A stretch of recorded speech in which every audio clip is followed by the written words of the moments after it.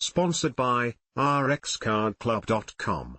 Get a free prescription drug card and save up to 85% on prescription drugs. RxCardClub.com. Is small cell or non-small cell lung cancer worse? Generally, small cell lung cancer, SCLC, is worse than non-small cell lung cancer, NSCLC. SCLC accounts for about 10% to 15% of people who have lung cancer and is the most aggressive form of lung cancer. In a person with SCLC, the cancerous cells appear small and round under a microscope, in comparison to people with NSCLC whose cells are larger.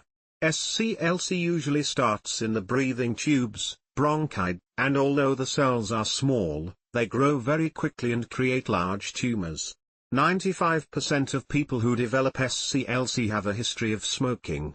Early on in the course of the disease, there are rarely any symptoms. If caught early, limited-stage disease 20% to 25% of people can be potentially cured. Extensive SCLC is more difficult to treat. RxCardClub.com. Get a free prescription drug card and save up to 80% on prescription drugs.